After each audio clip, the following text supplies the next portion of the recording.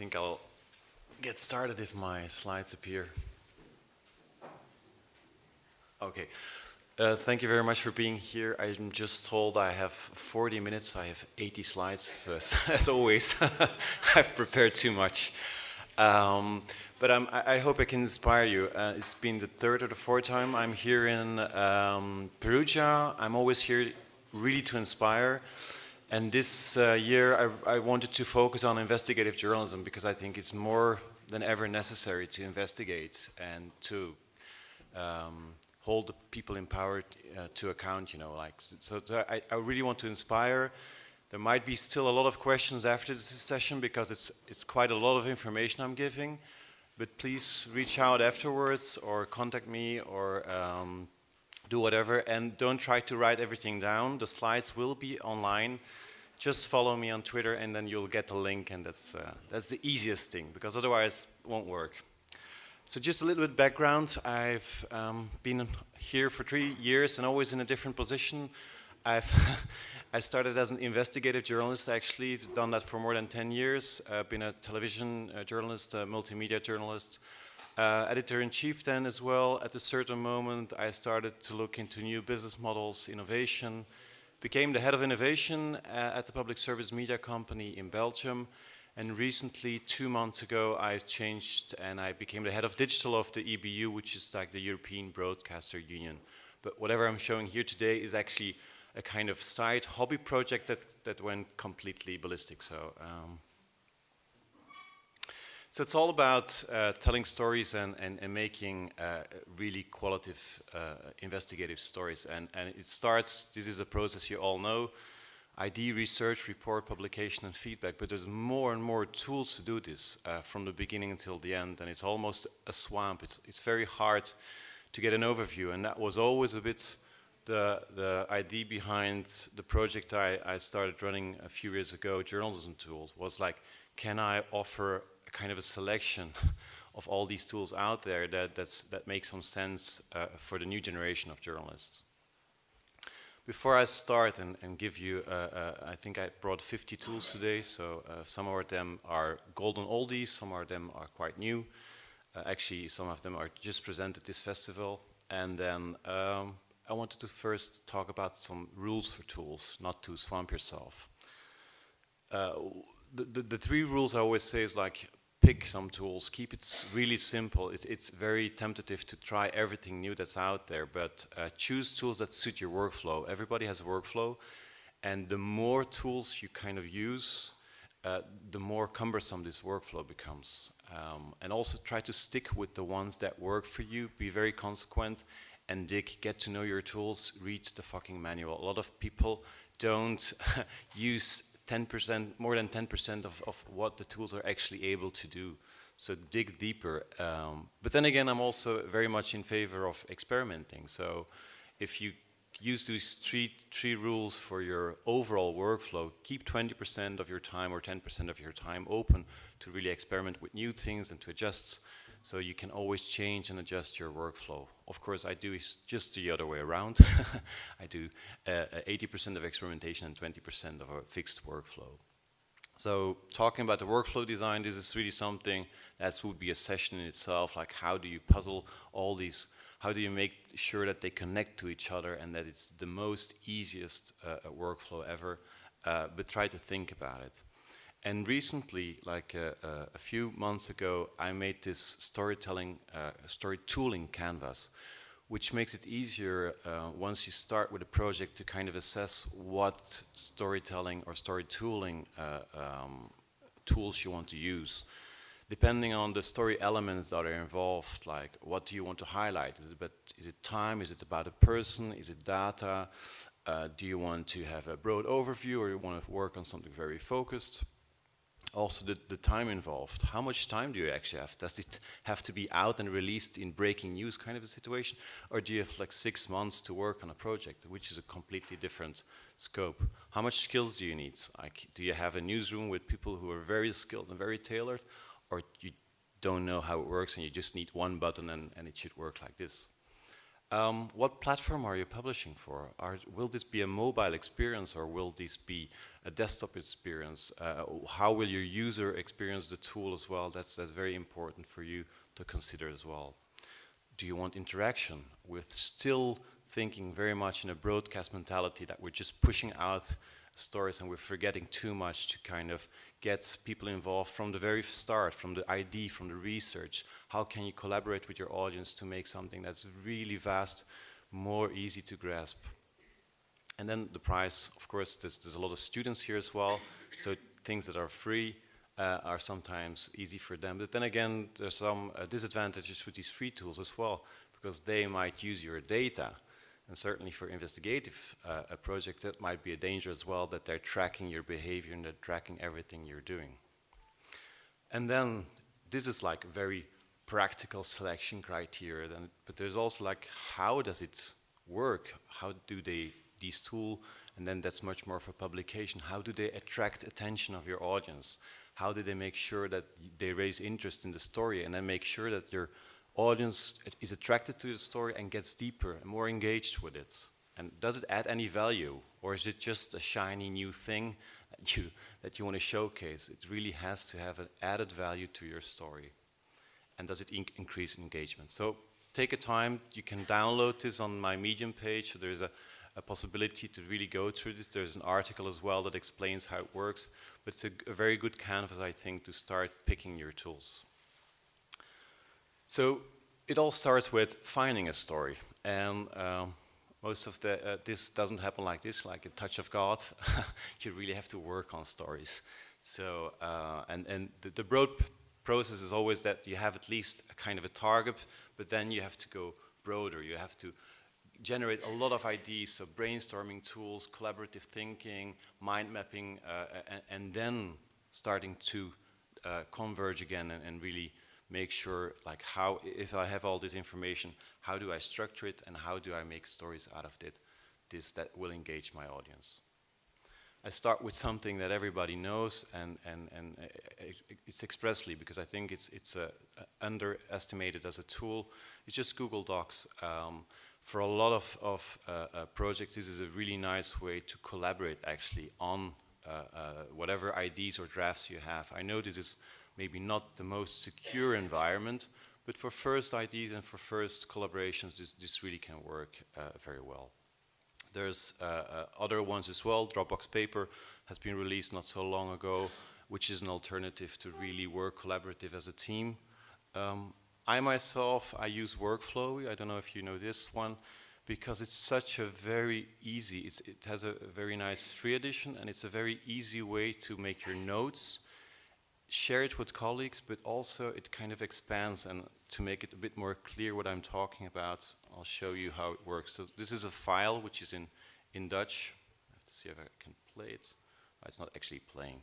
So, but normally what you would see is these bullets. If you push on it, they would release a list under it, and then you have again bullets, and it would release a list under it. But it gives you a very clear view of your investigation, and even if you have like 20,000 words, it still comes down to 3 or 5 bullets when you collapse it. So it works really nice, and it's searchable, so you directly can find things back in investigative files you have. Of course, if you want to work more secure and share your files more secure, there are these encrypted group chats and file sharing environments where you can start working together as a team in a more secure environment, where you have private cloud storing, where there's nothing tracked what you're doing, and you're more secure when you're doing sensitive investigations. So this is a bit like working together, because I think it's very important, if you do an investigative story, that you really try to tap into as much brains as possible and don't try to tackle these things alone. Then working visually, I come from a television background, so thinking visually has always helped me to structure my story. Xmind is a program you can download on your computer, and it helps you to organize your story visually. So I just gave an example here, doing an investigation on Ebola in Africa and where it started, what was the first patient, what kind of characters could I start thinking about? Maybe an aid worker, maybe foreign aid workers, or would I focus on local doctors? What it is about hospital staff, how are they treated? So it allows you to really see different aspects of your story, but also see potential gaps, because if you start overlaying this to existing stories, you can see, okay, this area has actually been covered extensively, but nobody asking specific questions in this area. And by making it more visual, you will see quicker the gaps in reporting of other stories and other sources. And because I like to think visually, and I think it's important to do it in the beginning of your story, I always recommend to also make mood boards, which is really how will your story look and feel. It doesn't have to, that doesn't really mean like, it's not really an investigative tool, but it's much more a kind of pre-visualization of your end result. What will my reader or my audience be watching? How will it feel? What kind of atmosphere will it be?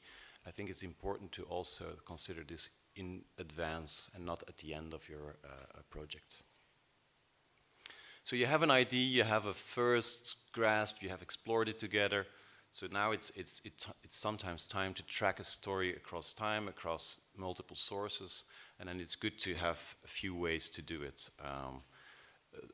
I'm using, these are very known ones, but I highlight them because I kind of like them. Most of whatever I'm tracking in journalism tools is with these three tools. I'm using Feedly, and I'm having a lot of RSS feeds that I'm following through Feedly. Nuzzle to sometimes see what my peers are sharing. So Nuzzle is a tool that allows you to follow what your friends and your connections on social media are sharing. So you don't have to do the effort yourself, you just have to follow smart people and then see what they're sharing. And then TweetDeck, which is a very good way, of course, to filter news and to filter channels and to follow lists and all of these kind of things. In terms of setting alerts, it's really good to, this is also something I use, is just track alerts, journalism, journalists, innovation, whatever. These are the things I'm tracking for journalism tools, but you could use this for any keyword you want to track across time. The only difference between like Mention and something like Google Alerts is that Mention is a paid service and that it will allow you much more real-time tracking, while Google Alerts is a bit less real-time and it will sometimes take some time before the crawls of Google really find the keyword on the web. And Versionista is quite interesting to see if somebody tried to change a website. So it tracks from the moment you give a URL in this tool, it starts tracking any changes. So if people started changing web pages and then information appears or disappears, you can go back in time very easily and see, oh, at this moment they started changing data there, or they kind of, and this might be certainly for sensitive websites, this might be really interesting to have a hard copy of everything that changed during a certain period. This is also a classic one I'm always recommending, is If This Then That, because it allows you to connect almost everything on the internet and really automate actions between apps. I like it very much to connect Twitter accounts to a digest mail, so it gives me a weekly or daily mail of whatever somebody's tweeting, and it gives, I don't have to track somebody the whole time, I just read once a week the mail with the updates that they have been sending. Or I get specific updates about a specific location. Everybody that's tweeting around a disaster zone, let's say, whatever happened in Sweden, you could really make it a zone there and then say, I want to have hourly updates of whatever is tweeted there with pictures. That's something you can do as well. And then the last one in the tools that are about tracking things is WikiWash. It's also, again, tracking changes on a website, but specifically this one is about changes on Wikipedia, because it's sometimes really interesting how Wikipedia pages are changing and the reason behind it, like why are things being manipulated or changed on Wikipedia. And this gives you a version as well from every change that happens on a specific page or within a specific topic. Are you still there? I'm on 14, yeah, so we'll go to 50. Search. So once sometimes you know what you're following, and you're kind of tracking specific topics. Sometimes you have to dig deeper and to search for it. Google is a perfect search tool. I don't know if it's always the most secure search tool, of course. So it's well worth knowing that in most browsers you have the ability to do private browsing. You can also enable this on your phones. So I would recommend, if you're doing research, then do it private. Don't let trackers track what you're doing. Don't let cookies be installed. Don't let your IP and location be tracked by browsers. Use a very easy way to make sure that whatever you're doing online is not tracked by your browser. And if you're not really comfortable with that, there's ways to or use private browsers, privacy browsers like Startpage or DuckDuckGo, which are really, at least they're claiming, that they're not storing any of your data, and that they're also not allowing sites to install cookies or to track you or to track your behavior. So that's a good way. And one level more down is, of course, to use these really specific browsers, privacy browsers like Tor, that really you download on your computer, and then it's a whole system of bouncing connections between peer-to-peer networks that kind of relay your information in a different way, so it's not traceable. But this, of course, it's already a deeper level, and I would only recommend it if you're doing highly sensitive investigations, because sometimes it's just good to also do searches in the Google environment. They're good for something, so I would certainly do that.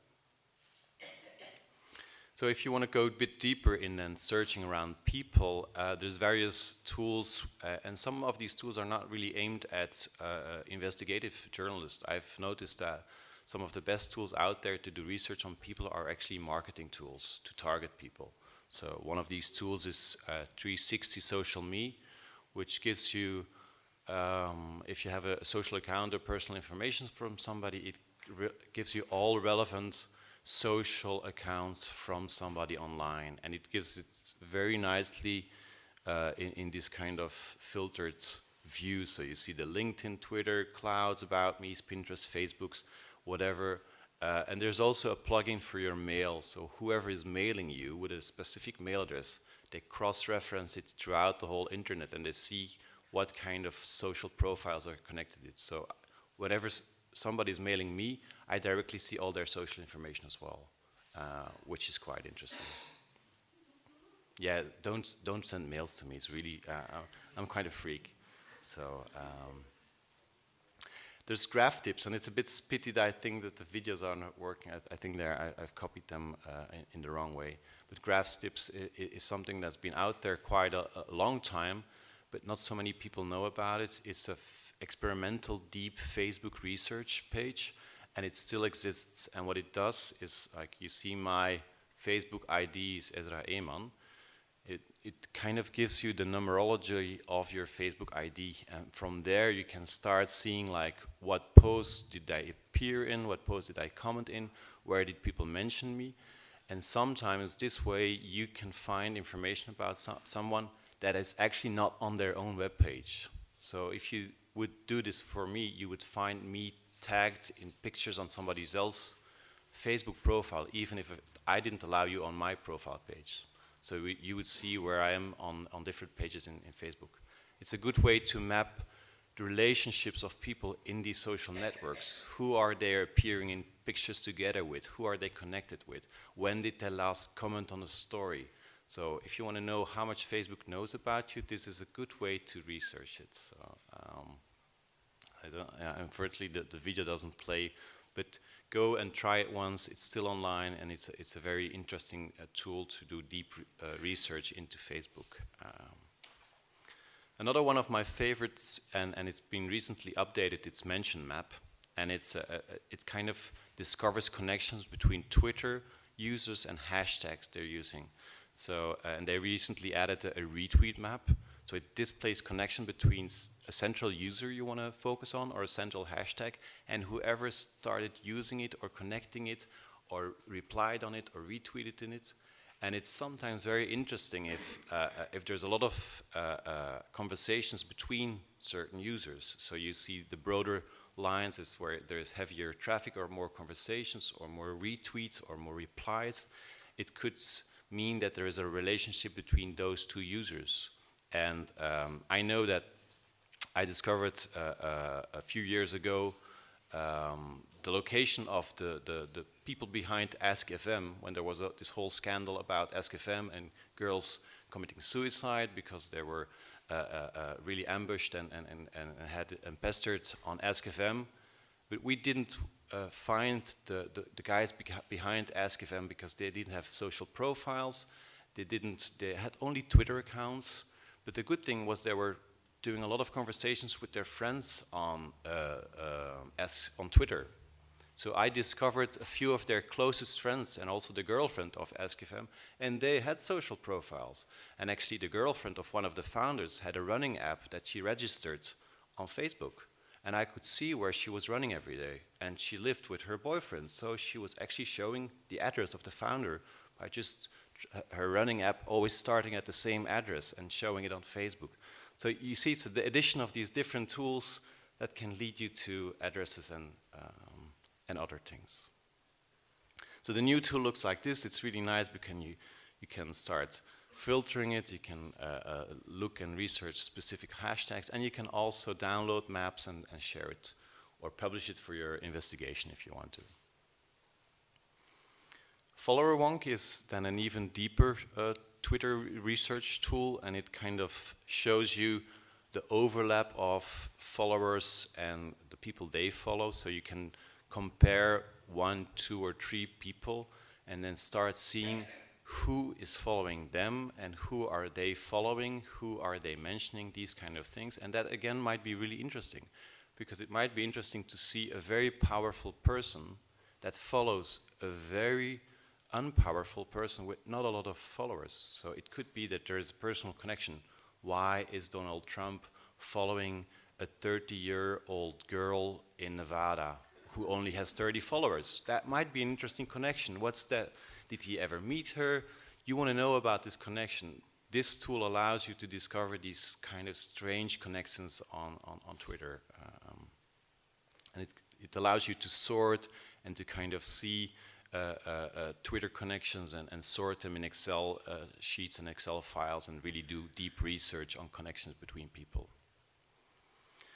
Bonds, this is a completely different thing, but as important for whenever you're doing research, is just set clear reminders for your contacts. Like the best way I had scoops was just making sure I called every day to the right person, or every week I was reminded you have to call again to this Solicitor General, or you have to go again to this police guy, remember, because there's an investigation.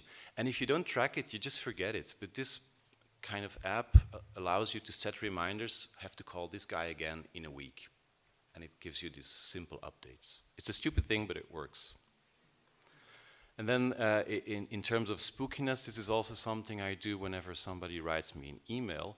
It analyzes the writing within the emails, so it gives you a character personalization of people who write you. So my personality, I get angsty if conversations last too long. That's why I do too much of these long, very short and bursty presentations. Speaks very directly or bluntly, immediately projects assertiveness and confidence, feels comfortable making decisions on behalf of others. I don't know if this is really a nice profile of myself, but I get this kind of breakdowns, personality breakdowns from everybody who's writing me mails based on what they're writing. And the algorithm gets smarter and smarter.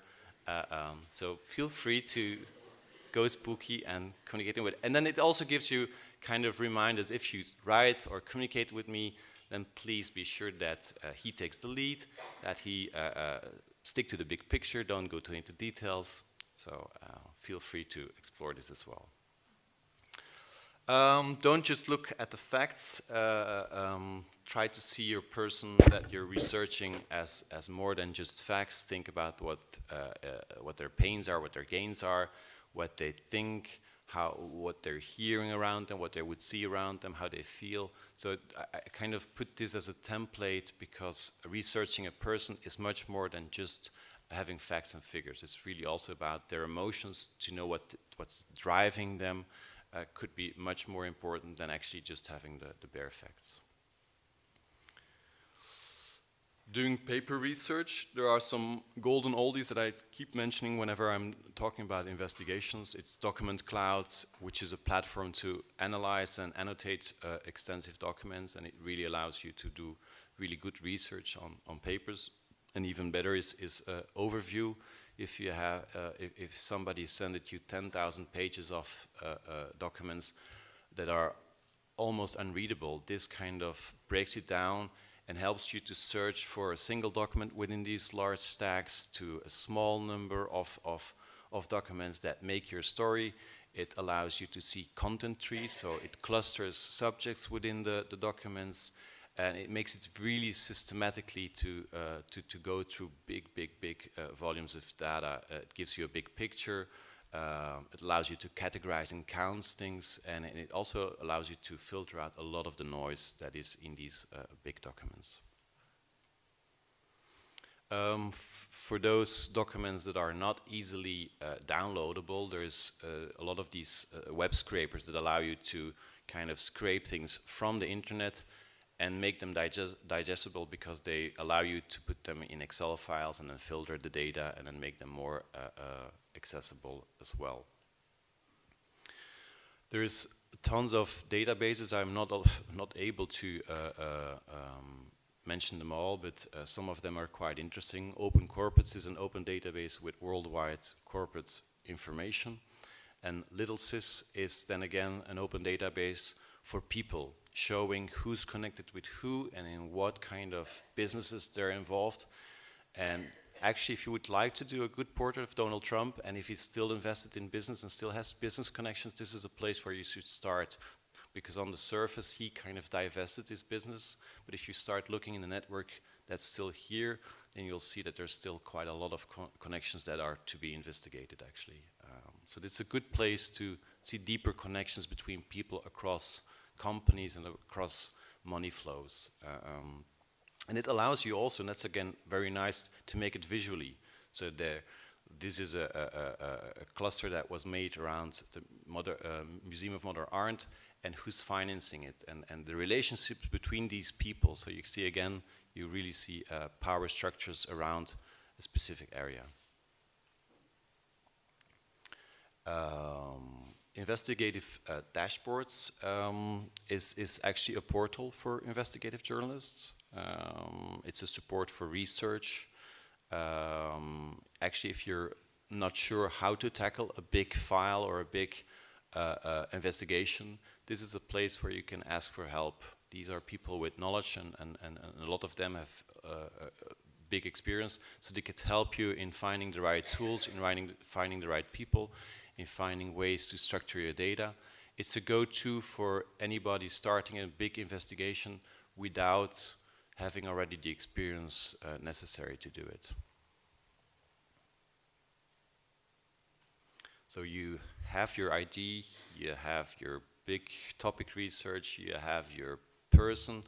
Sometimes you have to localize your person. Where is he? Where do I find the guy, or where do I find the right people? So location-based search tools are quite interesting as well to go deeper into your research.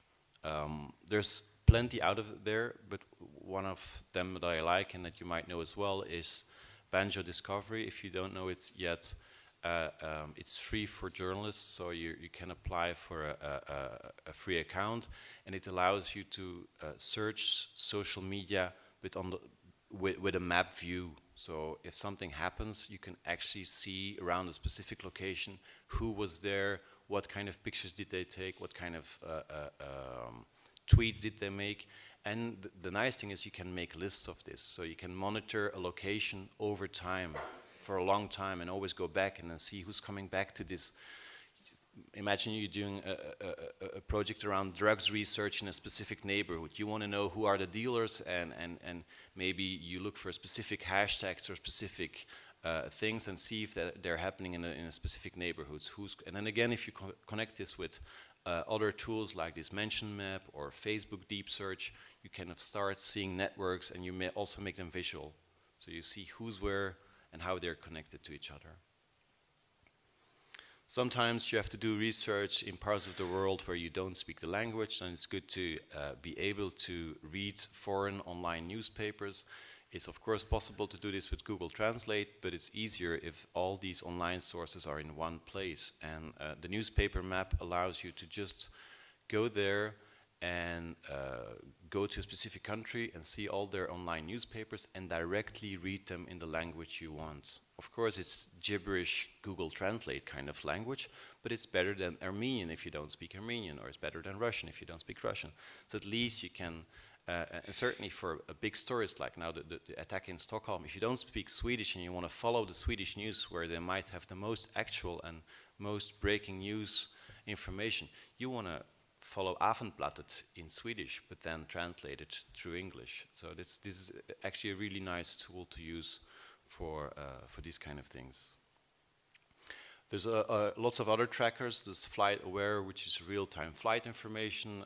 Anything happens with an airplane that disappears, you directly get that all the background information, which company did it belong to, what was the last time it flew, were there previous problems with this airplane. All this kind of information is actually online. It's been traced by hobby and fanatics, I would say, who are doing this on a free base. And it's same is possible for ships. So there again, if something happens with a ship somewhere in the sea, you can find any information. You could start looking for the company that was sending out the ship. You could track the captain like this. You could track crew people who were aboard. So it's much easier if you have concrete details about the ships and the flight vessels.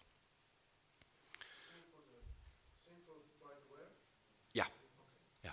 So you get just very detailed information about the airplane and the flight numbers and all these kind of things that could help you to track crew and members aboard and these kind of things. So otherwise, it's a blind research. I'm not going to talk so much about verification because fake news and verification is one of the big topics here. So I think there's plenty of other sessions that go about this. But of course, it's very important for an investigative journalist to verify your facts and to verify information and stories and things like this. Just want to mention Truly Media from Deutsche Welle. It was just launched also here yesterday.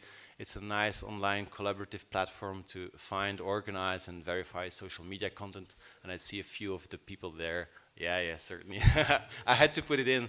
It's a very good tool. So if you're not yet know it, I think they just put out a public beta, so you have to apply for it. But if you're interested in using it, it's open for try out. So, and the people are there, so get to know them.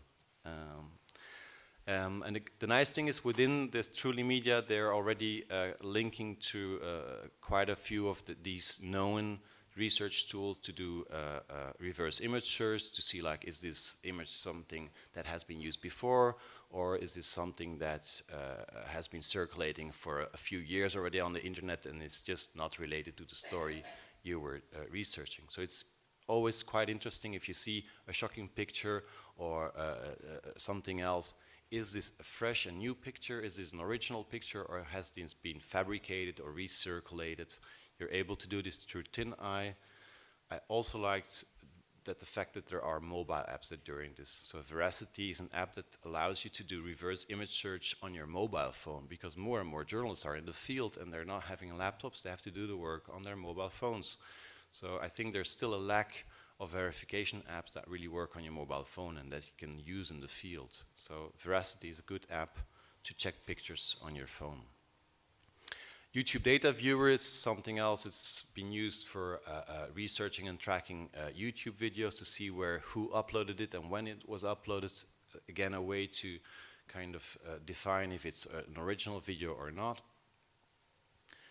And then Google Maps is a good way to check the backgrounds of videos. Is this video actually being shot in the place that it said it's shot? it's good to define elements like this is a picture I took from Bellingcat, who's really good at this kind of research, and who looks at images and elements within videos and pictures, and then tries to find this back on Google Maps and see if that's really aligning with each other. So that's a good way to use Google Maps to verify locations.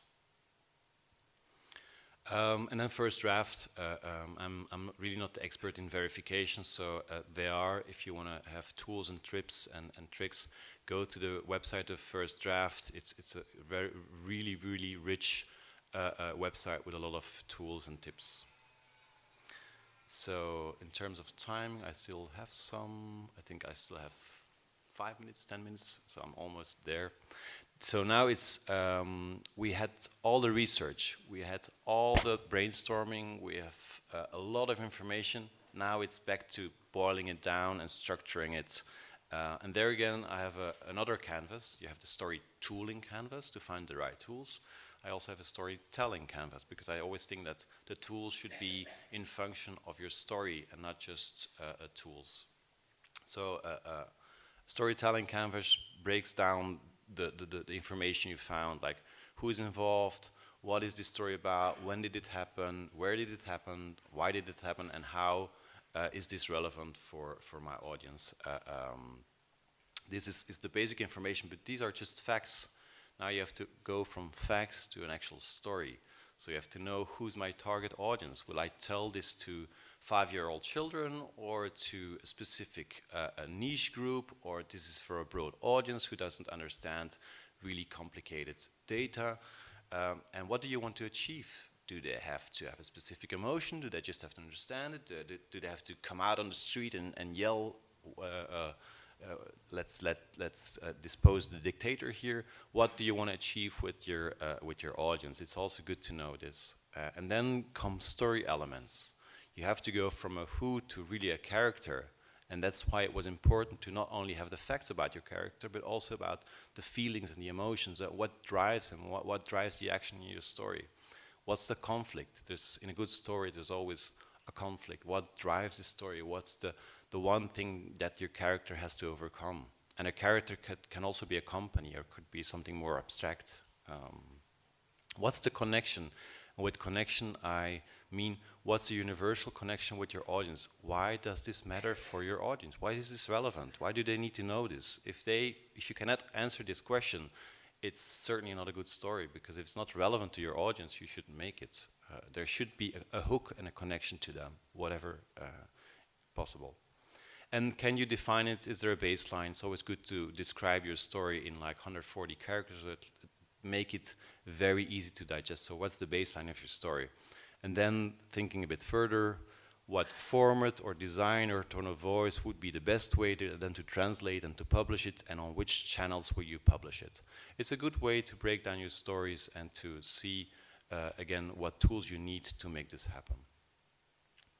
In terms of structuring investigative stories, there is visual investigative scenarios, which make it possible to really map really complex scenarios and then see who was involved with what, to attach documents to it, and to make a very good and interactive overview of your investigation, which is certainly necessary if it becomes complex and with a lot of persons involved, a lot of information involved. Casefile is another way to do this. It's even more specialized because it also allows to really connect IP addresses and servers. So if you're doing a very investigative story about internet servers connecting to each other, it's part of a software package where there is also Maltego, which allows you really to run different server and IP addresses and to see how they're connected. This is really deep research kind of stuff, but Casefile, you can also just use it as a way to map your story. So,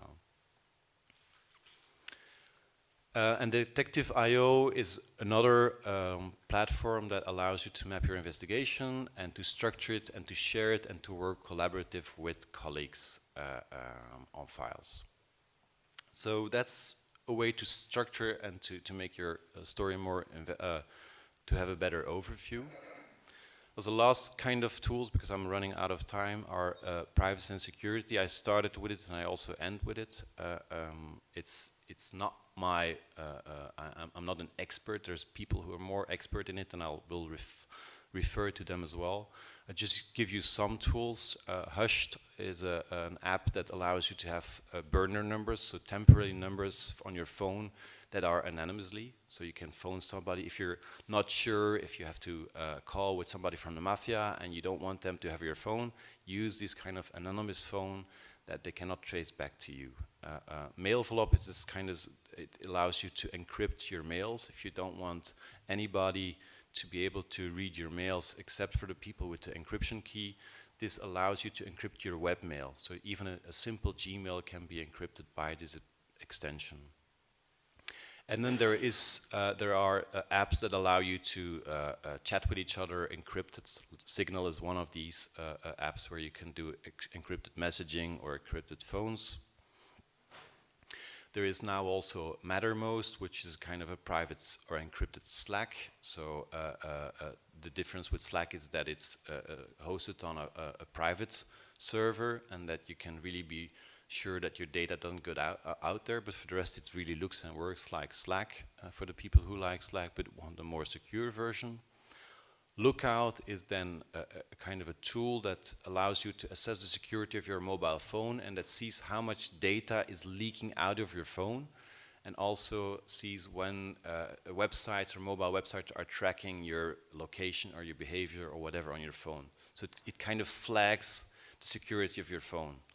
So it's good to install it and just see, am I being tracked? What's being tracked? Is this a secure moment or a secure place to consult a website? These kind of things. And Spybot does a little bit the same, but then for desktop computers. So it detects malware and spyware and these kind of things. But if you want to know more about security risk assessment and have a bigger and broader library of tools and best practices, it's the website Salama, and it does a risk assessment for journalists and bloggers. You can do a self-assessment as a journalist, but also as an organization. And then if there are some flags raised, you can also go to the library and see, how could I do this better? How can I make my files more secure online? How can I do my conversations more secure online? So it's a really nice research. So I'm almost done.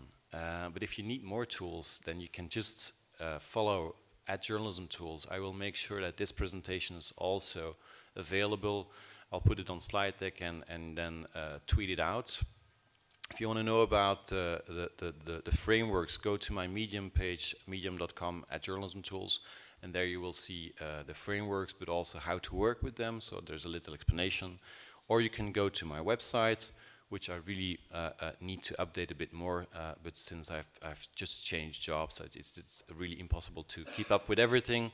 But it's a nice online tools platform that allows you to search for the tools and then see if this is something that works on your iOS or on Android, if it's a desktop thing, if it's for photos, if it's for video, if it's free or paid. So it's a really nice way to search for tools whenever you're needing them. So you get a little overview of the features of the tools and a link to the tools itself. That was it. And I think I still have some time for questions. So if there are specific questions, or you still need other tools, I don't know all of them. I have a database of more than 3,000 tools, so I don't know them by heart. But if you have specific requests, I can always find them for you somewhere in my database. That was it.